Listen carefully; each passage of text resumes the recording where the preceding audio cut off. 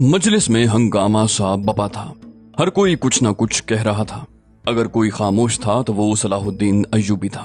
مجلس میں بہت دیر بعد یہ احساس پیدا ہوا کہ ان کا امیر اور سالار اعظم خاموش ہیں۔ مجلس پر بھی خاموشی طاری ہو گئی۔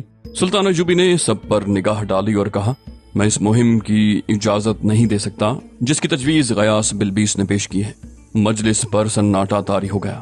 کسی کو توقع نہیں تھی کہ سلطان ایوبی اس تجویز کو ٹھکرا دے گا۔ اس نے کہا، میں نہیں چاہتا کہ مرنے کے بعد تاریخ مجھے قبر چور اور مقبروں کا ڈاکو کہے۔ تاریخ نے مجھے ذلیل کیا تو اس میں تمہاری بھی ذلت ہوگی۔ آنے والی نسلیں کہیں گی کہ صلاح الدین ایوبی کے مشیر اور وزیر بھی قبر چور تھے۔ صلیبی اس الزام کو خوب اچھالیں گے اور تمہاری قربانیوں اور جذبہ اسلام کو ڈکیتی اور رہزنی کا نام دے کر تمہیں تمہاری ہی نسلوں میں رسوا کر دیں گے، اور تم ہی نہیں ہماری تاریخ ذلیل اور رسوا ہو جائے گی۔ علی بن سفیان نے کہا، گستاخی معاف امیر محترم۔ تھوڑے سے عرصے کے لیے مصر صلیبیوں کے قبضے میں آیا تھا۔ انہوں نے سب سے پہلے یہاں کے خزانوں کی تلاش شروع کی تھی۔ قاہرہ کے مضافات میں ہم نے جن کھنڈروں سے صلیبی تخریب کاروں اور فدائیوں کا ایک گروہ پکڑا تھا وہ کسی فرعون کا مدفن تھا۔ وہاں سے وہ سب کچھ لے گئے تھے۔ صلیبیوں کی حکومت زیادہ دیر قائم نہ رہی، ورنہ وہ یہاں کے تمام خزانے نکال کر لے جاتے۔ محترم غیاث بلبیس نے ٹھیک کہا ہے کہ یہ خزانے اگر کسی کی ملکیت ہیں تو وہ فرعون نہیں تھے، ان کے مالک اس کے وقت کے انسان تھے۔ میں یہ مشورہ پیش کرنے کی جرت ضرور کروں گا کہ یہ خزانے نکال کر آج کے انسان کی فلاح و بہبود اور وقار کے لیے استعمال کیے جائیں۔ سلطان ایوبی نے کہا، اور میں تمہیں یہ بھی بتا دوں کہ یہ خزانے تمہارے سامنے آئے تو تم بھی فرعون بن جاؤ گے۔ انسان کو یہ جرت کس نے دی تھی کہ وہ اپنے آپ کو خدا سمجھے؟ دولت اور دولت کی ہوس نے۔ انسان کو انسان کے آگے سجدہ کس نے کرایا تھا؟ مفلسی اور بھوک نے۔ تم صلیبیوں کی بات کرتے ہو کہ انہوں نے فرعونوں کے ایک مدفن کو لوٹا۔ میں تمہیں بتاتا ہوں کہ جب پہلے فرعون کی لاش تمام تر خزانے کے ساتھ زمین میں دبائی گئی، قبر چوری اسی وقت شروع ہو گئی۔ انسان وحشیوں اور درندوں کی طرح پہلے فرعون کے مدفن پر ٹوٹ پڑا۔ ان کا دین اور ایمان صرف دولت بن گیا۔ پھر فرعون مر کر اپنے خزانے زمین میں لے جاتے رہے اور قبر چوری باقاعدہ پیشہ بن گئی۔ اس کے بعد ہر فرعون نے اپنی زندگی میں ہی اپنا مدفن کسی ایسی جگہ تیار کرایا جہاں تک کوئی نہ پہنچ سکے، اور مرنے کے بعد اس کے پسماندگان اور جانشین نے ایسے طریقے سے بند کرایا کہ کوئی اسے کھول نہ سکے۔ اور جب فرعونوں کا دور ختم ہو گیا تو مصر جس کے قبضے میں بھی آیا، اس نے ان چھپے ہوئے خزانوں کی تلاش شروع کر دی۔ میں جانتا ہوں کہ فرعونوں کے بہت سے مدفن ایسے ہیں جن کے متعلق کوئی نہیں جانتا کہ کہاں ہیں۔ وہ زمین دوز محل ہیں۔ قیامت تک مصر کے حکمران اور حملہ آور ان مدفنوں کو ڈھونڈتے رہیں گے۔ ان تمام حکومتوں کو زوال کیوں آیا؟ صرف اس لیے کہ ان کی توجہ خزانوں پر مرکوز ہو گئی تھی۔ رعایا کو یہ تاثر دیا گیا کہ دولت ہے تو عزت ہے، ہاتھ خالی ہے تو تم بھی اور تمہاری بیٹیاں بھی ان کی ہیں جن کے پاس دولت ہے۔ میرے رفیقو، صلاح الدین ایوبی کو اس قطار میں نہ کھڑا کرو۔ میں اپنی قوم کو یہ تاثر دینا چاہتا ہوں کہ اصل دولت قومی وقار اور ایمان ہے، لیکن یہ تاثر صرف اس صورت میں پیدا کیا جا سکتا ہے کہ میں خود اور تم سب جو حکومت کے ستون ہو دل سے دولت کا لالچ نکال دو۔ ایک کمانڈر نے کہا، ہم ان خزانوں کی تلاش ذاتی لالچ کے لیے نہیں کرنا چاہتے، ہم قومی ضروریات کے پیش نظر یہ مہم شروع کرنا چاہتے ہیں۔ سلطان ایوبی نے کہا، میں جانتا ہوں میرا انکار تم میں سے کسی کو پسند نہیں۔ میری بات سمجھنے کے لیے تمہیں اپنے ذہن بالکل خالی کرنے ہوں گے۔ میری عقل مجھے بتا رہی ہے کہ باہر سے آئی ہوئی دولت جو قومی ضروریات کے لیے ہی آئی ہو، حاکموں کے ایمان متزلزل کر دیا کرتی ہے۔ یہ دولت کی لعنت ہے۔ اگر میرے پاس گھوڑا خریدنے کے لیے رقم نہیں ہوگی تو میں فوج کے ساتھ پیدل بیت المقدس جاؤں گا۔ گھوڑا خریدنے کے لیے مردوں کے کفن اتار کر نہیں بیچوں گا۔ میرا مقصد بیت المقدس کو صلیبیوں سے آزاد کرانا ہے۔ گھوڑا خریدنے کے لیے رقم کا حصول میرا مقصد نہیں۔ تم جب خزانوں کی تلاش کرنے لگو گے تو قوم میں ایسے لوگ موجود ہیں جو اپنے طور پر چوری چھپے مقبروں کو اکھاڑیں گے۔ مصر میں ایسا ہوتا آیا ہے، اور جب یہ خزانے تمہارے سامنے آئیں گے تو تم ایک دوسرے کے اگر دشمن نہ ہوئے تو ایک دوسرے کو شک کی نگاہوں سے دیکھو گے۔ جہاں خزانے آ جاتے ہیں وہاں انسانی محبت ختم ہو جاتی ہے، حقوق العباد کا جذبہ ختم ہو جاتا ہے۔ ان زر و جواہرات نے انسان کو خدا بنایا تھا، وہ خدا اب کہاں ہے؟ آسمانوں پر نہیں، زمین کے نیچے۔ میرے رفیقو، میں ایک نئے جرم کی بنیاد نہیں ڈالنا چاہتا۔ ان خزانوں سے بچو۔ یہ خزانوں کے لالچ کا ہی کرشمہ ہے کہ تمہاری صفوں میں غدار بھی موجود ہیں۔ تم 2 غداروں کو قتل کرتے ہو تو 4 اور پیدا ہو جاتے ہیں۔ اپنی تقدیر اپنی تدبیر سے بناؤ۔ تم مسلمان ہو، اپنی قسمت کفار کے ہاتھوں میں نہ دو، ورنہ سب غدار ہو جاؤ گے۔ فرعون مر چکے ہیں، انہیں زمین کی تہوں میں دبا رہنے دو۔ کسی نے کہا آپ کے حکم کے بغیر ایسی کوئی مہم شروع نہیں کریں گے۔ سلطان ایوبی نے غیاث بلبیس سے مسکرا کر پوچھا، غیاث، آج تمہیں ان پوشیدہ خزانوں کا خیال کیسے آ گیا؟ مجھے یہاں آئے ہوئے 4 سال ہو گئے ہیں، اس سے پہلے یہ تجویز کیوں نہ پیش کی گئی؟ غیاث بلبیس نے کہا، میں نے ایسا کبھی نہیں سوچا تھا امیر محترم۔ تقریباً 2 مہینے ہوئے کتب خانے کے محرر نے مجھے بتایا تھا کہ پرانے کاغذات میں سے کچھ کاغذات گم ہو گئے ہیں۔ میں نے ان کاغذات کی نوعیت اور اہمیت پوچھی تو اس نے بتایا کہ وہ ایسے اہم نہیں تھے کہ تلاش ضروری سمجھی جائے۔ یہ کچھ نقشے سے تھے اور فرعونوں کے وقتوں کی تحریریں تھیں، بہت ہی بوسیدہ اور شکستہ کاغذات اور کپڑے تھے۔ محرر نے جب فرعونوں کا نام لیا تو مجھے خیال آیا کہ ان تحریروں اور نقشوں میں فرعونوں کے خفیہ مقبروں کے متعلق معلومات ہو سکتی ہیں۔ میں نے وہ پلندے دیکھے جن میں سے کاغذات گم ہوئے تھے۔ میں نے یہ سوچ کر زیادہ توجہ نہیں دی کہ ان تحریروں کو آج کون پڑھ اور سمجھ سکتا ہے۔ سلطان ایوبی نے کہا، تم نے صحیح نہیں سوچا غیاث۔ مصر میں ایسے لوگ موجود ہیں جو ان تحریروں اور اشاروں کو سمجھ سکتے ہیں۔ ان کاغذوں اور نقشوں کی چوری حیران کن نہیں، یہ چوری خزانے کے کسی لالچی نے کی ہوگی۔ ان کاغذوں کے ساتھ مجھے کوئی دلچسپی نہیں، مجھے چور کے ساتھ دلچسپی ہے۔ وہ کوئی تمہارا ہی رفیق ہوگا، اس چور کا سراغ لگاؤ۔ علی بن سفیان نے کہا، مجھے شبہ ہونے لگا ہے کہ ان کاغذوں کی کچھ نہ کچھ اہمیت ضرور ہے۔ میں محترم غیاث بلبیس کے ساتھ بات کر چکا ہوں۔ بہت دنوں سے ہمارے مخبر اور شہر کے اندر کے جاسوس ہمیں کسی پراسرار سرگرمی کی اطلاعیں دے رہے ہیں۔ قدومی یہاں کی ایک مشہور رقاصہ ہے جسے امیروں کی محفلوں کی شمع کہا جاتا ہے، 5-6 دنوں سے غائب ہے۔ ایک رقاصہ کا شہر سے غیر حاضر ہو جانا کوئی اہم واقعہ نہیں ہوا کرتا، لیکن قدومی کو میں نے خاص طور پر نظر میں رکھا ہوا ہے۔ میرے مخبروں نے بتایا ہے کہ اس کے ہاں اجنبی اور مشکوک سے 2 آدمی آتے رہے ہیں۔ پھر اس کے گھر سے ایک روز ایک پردہ پوش عورت کو نکلتے دیکھا گیا۔ وہ ایک اجنبی تاجر مسافر کے ساتھ جا رہی تھی۔ مجھے شک ہے کہ قدومی بھیس بدل کر نکل گئی ہے۔ دوسرے مخبروں کی اطلاعوں سے پتہ چلتا ہے کہ کچھ آدمی جنوب کی طرف مشکوک حالت میں جاتے دیکھے گئے ہیں۔ ان سرگرمیوں سے مجھے شک ہوتا ہے کہ ان کا تعلق ان گمشدہ کاغذات کے ساتھ بھی ہو سکتا ہے، اور یہ شبہ بھی ہے کہ یہ صلیبی تخریب کار ہوں گے۔ جو کچھ بھی ہے، ہم ان سرگرمیوں کا کھوج لگا رہے ہیں۔ سلطان ایوبی نے کہا، ضرور کھوج لگاؤ اور ان خزانوں کو اپنے ذہنوں سے اتار دو۔ میں جانتا ہوں کہ قوم کی فلاح و بہبود کے لیے اور صلیبیوں سے فیصلہ کن جنگ لڑنے کے لیے ہمیں مالی استحکام کی ضرورت ہے، مگر میں کسی سے مدد نہیں مانگوں گا۔ محترم نور الدین زنگی نے مالی امداد کا وعدہ کیا ہے، میں یہ امداد قبول نہیں کروں گا۔ مالی امداد سگے بھائی سے ملے تو بھی انسانی صلاحیتوں کے لیے، محنت اور دیانتداری کے لیے نقصان دہ ہوتی ہے۔ پھر انسان خزانوں کی تلاش میں مارا مارا پھرنے لگتا ہے۔ مصر کی زمین بانجھ نہیں ہو گئی، محنت کرو کہ یہ زمین تمہیں ثمر دے۔ قوم کو بتاؤ کہ حکومت پر اس کے حقوق کیا ہیں، تاکہ وہ اپنے آپ کو رعایا سمجھنا چھوڑ دے، اور قوم کو یہ بھی بتاؤ کہ اس کے فرائض کیا ہیں۔ اگر قوم نے فرائض سے نگاہیں پھیر لیں تو حقوق پامال ہو جائیں گے۔ تم جس زمین کی پاسبانی میں خون نہیں بہاؤ گے اور جس کے وقار کے لیے پسینہ نہیں بہاؤ گے، وہ تمہارا حق کبھی ادا نہیں کرے گی۔ پھر اس ملک کے حکمران باہر کے خزانوں کی تلاش میں نکل کھڑے ہوں گے اور قوم افراد میں منتشر ہو کر کفار کی غلام ہو جائے گی۔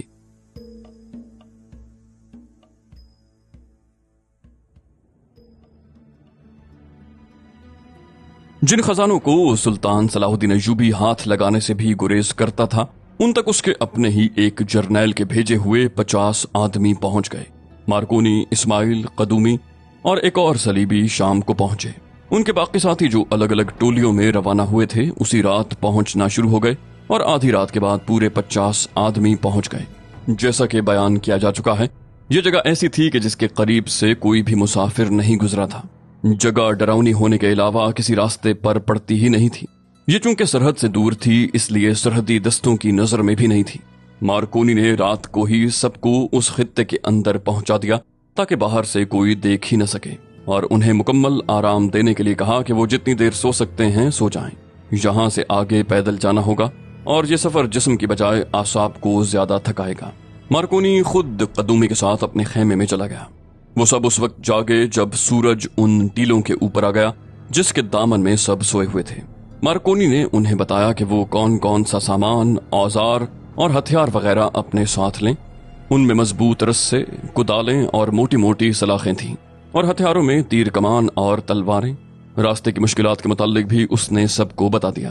اس دیوار کے متعلق بھی انہیں ذہنی طور پر تیار کر دیا جیسے اس کا ایک ساتھی گر کر ہمیشہ کے لیے لاپتہ ہو گیا تھا۔ اس نے انہیں رونے کی آوازوں سے بھی خبردار کر دیا جو اس علاقے میں سنائی دیتی تھیں۔ اونٹوں کو ساتھ نہیں لے جایا جا سکتا تھا۔ ان کی دیکھ بھال کے لیے اس نے صرف ایک آدمی پیچھے رہنے دیا۔ قدومی کو بھی وہ ساتھ نہیں لے جا سکتا تھا۔ اسے توقع تھی کہ کہیں کوئی راستہ اندر جانے کے لیے مل ہی جائے گا اور وہ قدومی کو اس راستے سے لے جائے گا۔ قدومی کی حفاظت کے لیے بھی ایک آدمی کی ضرورت تھی۔ اس کے لیے صرف اسماعیل موزوں آدمی تھا۔ مارکونی نے اسماعیل سے کہا، تم قدومی کے لیے یہیں رہو گے، لیکن یہ خیال رکھنا کہ تمہاری حیثیت اس لڑکی کے مقابلے میں کچھ بھی نہیں۔ اس کے آرام اور حفاظت کے تم ذمہ دار ہوگے۔ میں بہت جلد واپس آ رہا ہوں، تم دونوں کو ساتھ لے جاؤں گا۔ وہ اپنی پارٹی کو لے کر ساتھ چل پڑا۔ اس راستے سے وہ واقف ہو چکا تھا۔ بے خوف و خطر چلتا گیا۔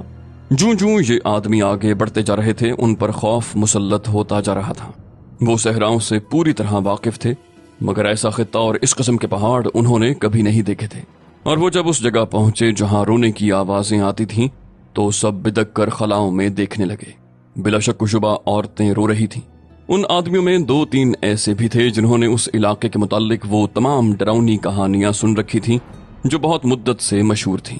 انہوں نے اپنے صلیبی ساتھیوں کو بھی یہ کہانیاں سنا کر ڈرایا۔ وہ سب ڈر کی گرفت میں پہلے ہی تھے، لیکن انہیں جو انعام بتایا گیا تھا اس میں اتنی طاقت تھی جو ان کے خوف کو دبا رہی تھی۔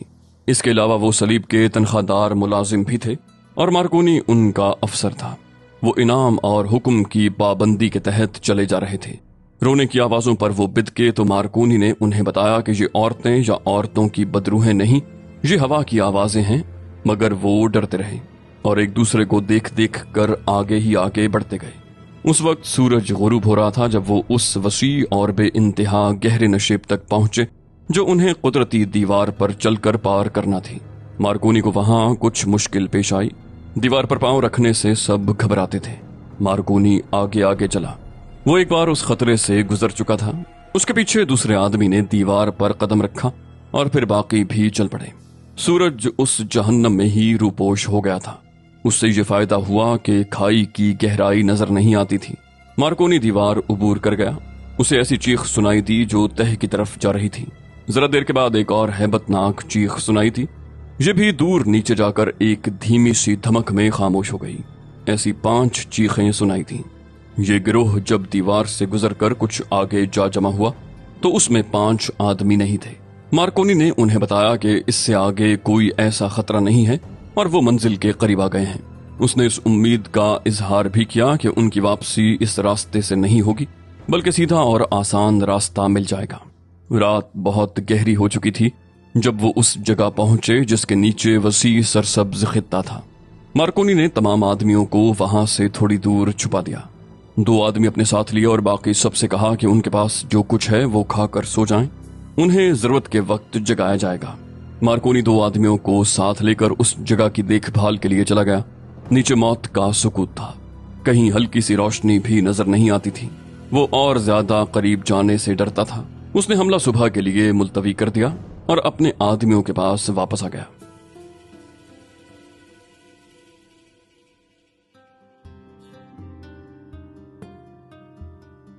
قدومی اور اسماعیل اکیلے رہ گئے تھے۔ قدومی ان ہنگامہ خیز محفلوں کی عادی تھی جن میں شراب اور دولت پانی کی طرح بہتی تھی۔ مارکونی اسے اس ہولناک ویرانے میں لے آیا تھا اور اسے ایک آدمی کے ساتھ تنہا چھوڑ گیا تھا۔ اسماعیل اسے جانتا تھا، وہ اسماعیل سے واقف نہیں تھی۔ اسماعیل جرم و گناہ کی دنیا کا انسان تھا۔ اس کی شکل و صورت اتنی اچھی اور طبیعت اتنی شگفتہ تھی کہ قدومی نے اسے کوئی عام آدمی نہ سمجھا، لیکن اسماعیل اس کے ساتھ بات کرنے سے گریز کر رہا تھا۔ شام کے وقت اس نے قدومی کو بھنا ہوا گوشت گرم کر کے دیا اور شراب بھی اس کے آگے رکھ کر کہا کہ کھانا کھا کر سو جانا، کوئی ضرورت ہو تو خیمے سے بلا لینا، اور وہ باہر نکل گیا۔ قدومی نے کھانا کھا لیا، شراب بھی حسب عادت پی لی، لیکن تنہائی اسے پریشان کرنے لگی۔ اسے اپنے حسن اور ناز و ادا پر چونکہ فخر تھا، اس لیے اسے توقع تھی کہ اسماعیل اس کے قریب ہونے کی کوشش کرے گا۔ اس فخر میں تکبر اور غرور زیادہ تھا، مگر اسماعیل نے اس کی طرف ایسی کوئی توجہ نہ دی जिस की कुदूमी को तवक्को थी। कुदूमी को नींद नहीं आ रही थी। वो अपने खेमे से निकली और इस्माइल के खेमे में चली गई। वो अभी जाग रहा था। कदूमी के लिए उसने दिया जला दिया और पूछा कि वो क्यों आई है। कदूमी ने कहा कि उसकी तबीयत घबरा रही थी। वो उसके पास बैठ गई और पूछा, तुम शायद मुसलमान हो। इस्माइल ने कहा, तुम्हें मजहब से क्या दिलचस्पी हो सकती है? तुम्हारी दिलचस्पी इंसानों के साथ है, किसी के मजहब के साथ नहीं। मेरा नाम इस्माइल है और मेरा कोई मजहब नहीं रहा। कदूमी ने मुस्कुराहट और हैरत से कहा, ओ तुम इस्माइल हो, अहमर दरवेश के खास आदमी। उसने पूछा, ये आदमी कौन है, कहां से आया है? वो मारकूनी के मुताल्लिक पूछ रही थी। कहने लगी, उसने अपना नाम सुलेमान सिकंदर बताया है, लेकिन ये मुसलमान लगता नहीं। इस्माइल ने कहा, ये मिस्री भी नहीं है और ये सूडानी भी नहीं और सुलेमान सिकंदर इसका नाम भी नहीं। कदूमी ने पूछा, फिर ये कौन है, इसका असली नाम क्या है? इस्माइल ने कहा, मैं इसका नाम तुम्हें नहीं बता सकता। ये राज छुपाए रखने के लिए मुझे मुआवजा मिलता है। तुम्हें इससे कोई दिलचस्पी नहीं होनी चाहिए कि ये कौन है। तुम मुंह मांगी उजरत पर उसकी तफरीह तबाह के लिए आई हो। ये तुम्हारा पेशा है। उसने तुम्हें खजाने में से कुछ हिस्सा देने का वादा दिया होगा। कदूमी ने कहा, वो तो मेरा हक है। उसने मुझे जो उजरत दी है वो इस खतरनाक बयाबान में साथ आने के लिए बहुत ही थोड़ी है। मैं तो खजाने में से हिस्सा लेने के वादे पर साथ आई हूँ। इस्माइल ने पूछा, क्या तुम्हें यकीन है कि तुम्हें वो हिस्सा देगा, और क्या तुम्हें यकीन है कि उसे वो खजाना मिल जाएगा जिसका हिस्सा वसूल करने तुम आई हो? कदूमी ने गरूर के लहजे में कहा, मैं इतनी कीमती लड़की हूं कि लोग मुझे खजानों के इवज खरीदना चाहते हैं। ये शख्स तो मेरी कीमत अदा ही नहीं कर सकता। मैं ऐसे अमीरजादों और शहजादों को अपना गुलाम बनाकर रखती हूँ। इस्माइल ने मुस्कुराकर कहा, कब तक? ज्यादा से ज्यादा 2 साल। उसके बाद तुम्हारी कीमत इतनी गिर जाएगी कि तुम गलियों में पागलों की तरह दौड़ती फिरोगी। तुम्हें कोई पूछेगा भी नहीं। जिनके पास खजाने हैं उन्हें एक और कदूमी मिल जाएगी, तुम जैसी कई मिल जाएंगी। तो कदूमी सुनो, इतना गुरूर न करो। कदूमी ने कहा, क्यों न करूं? ये शख्स जो अपना नाम सुलेमान सिकंदर बताता है, मेरे तिलिस्म में ऐसा गिरफ्तार है कि उसने मुझे कसमें खाकर कहा है कि वो सिर्फ मेरे लिए खजाने की तलाश में जा रहा है। वो मुझे सिकंदरिया ले जाएगा जहां हम समंदर के किनारे महल बनाएंगे। फिर मैं रक्कासा नहीं रहूंगी। क्या तुम्हें इसमें कुछ शक है? इस्माइल ने कहा, शक नहीं, मुझे यकीन है कि उसने बहुत बड़ा झूठ बोला है। मैं अपनी उजरत के लिए उसके साथ आया हूँ। अहमर दरवेश का कहना मेरे लिए हुक्म का दर्जा रखता है। उसने कहा कि उसके साथ जाओ। मैं आ गया। ये मेरा पेशा है। मैं किराए का गुनाहगार हूँ। मैं उजरत पर कत्ल भी किया करता हूँ, मगर मैं झूठ नहीं बोला करता। मैं कभी पकड़ा ही नहीं गया। अहमर दरवेश मुझे बचा लेता है। मुझ में दूसरी खूबी या खराबी यह है कि मैं औरत का एहतराम करता हूँ। मुझे मालूम नहीं मैं ऐसा क्यों करता हूँ। औरत पर्दादार हो या इस्मत फरोश, मैं उसकी इज्जत करता हूँ। मैं औरत को धोखा नहीं दे सकता। मैं तुम्हें भी धोखे में नहीं रखूंगा। मैं तुम्हें ये बता देना अपना अखलाकी फर्ज समझता हूँ कि ये खजाना तुम्हारे लिए महल तामीर करने के लिए नहीं निकाला जा रहा। ये मिस्र की जड़ें काटने के लिए इस्तेमाल होगा। यहाँ सलीबी हुकूमत कायम की जाएगी, मस्जिदों को गिरजे बनाया जाएगा, और अगर ऐसा न हुआ तो ये खजाना मिस्र से बाहर चला जाएगा। मुझे मालूम है तुम्हें मिस्र के साथ कोई दिलचस्पी नहीं, मुझे भी नहीं है। हम दोनों पेशावर हैं। गुनाह हमारा पेशा है। मैं सिर्फ 2 बातें बताना चाहता हूँ जो बता चुका हूँ। एक बार फिर सुनो, तुम्हारे हुस्न और जवानी की उम्र बहुत थोड़ी रह गई है। दूसरी बात यह कि तुम्हें ये शख्स अपने साथ तफरीह और अय्याशी के लिए लाया है। उसकी नजर में तुम एक तवाइफ हो। अगर उसने तुम पर कर्म किया तो 1-2 हीरे तुम्हारे हाथ में दे देगा, और अगर उसने किसी के लिए महल तामीर किया भी तो वो कोई और लड़की होगी, वो तुम नहीं होगी। तुम्हारे चेहरे पर मुझे बाल जैसी बारीक 2 लकीरें नजर आ रही हैं जो आज अच्छी लगती हैं। थोड़े ही दिनों के बाद ये गहरी होकर तुम्हारी कदर कीमत खत्म कर देंगी। इस्माइल के होंठों पर मुस्कुराहट थी और उसके बोलने का अंदाज ऐसा था जिसमें तंज नहीं था, धोखा और फरेब भी नहीं था। एक गोना अपनायत सी थी और ऐसी हकीकत जो कदूमी ने पहले कभी नहीं सुनी थी। उसे तवक्को थी कि इस्माइल उस पर डोरे डालेगा, मगर इस्माइल ने उसे जरा भी अहमियत न दी। उसके बजाय उसे ये तासुर दे दिया कि उसकी अहमियत 2 रोज की मेहमान है। कदूमी तो अपने हुस्न की तारीफें सुनने की आदी थी, अपने आप को क्लोपेत्रा सानी समझती थी। इस्माइल ने ऐसा तासुर पैदा किया जिसे कदूमी धुतकार न सकी। इस्माइल का अंदाज ही ऐसा था कि उसका पैदा किया हुआ तासुर उसके दिल की गहराइयों में उतर गया। रात गुजरती जा रही थी और कदूमी की आंखों से नींद गायब होती जा रही थी। वो इस्माइल के साथ बातों में रात गुजारना चाहती थी। इस ख्वाहिश को वो दबा न सकी। इस्माइल ने उसे मायूस न किया। رات کا آخری پہر تھا جب اس کی آنکھ لگ گئی۔ اس کی آنکھ کھلی تو وہ اسماعیل کے خیمے میں تھی اور اسماعیل خیمے سے باہر کمبل میں لپٹا سویا ہوا تھا۔ قدومی نے اسے جگایا، بولی میں نے خواب دیکھا ہے، عجیب سا خواب، پوری طرح یاد نہیں رہا۔ کوئی مجھے کہہ رہا تھا کہ سلیمان سکندر کے خزانے کی نسبت اسماعیل کی باتیں زیادہ قیمتی ہیں۔ وہ ہنس پڑی۔ اس کی ہنسی میں رقاصہ کا تسنن نہیں، ایک معصوم لڑکی کی سادگی تھی۔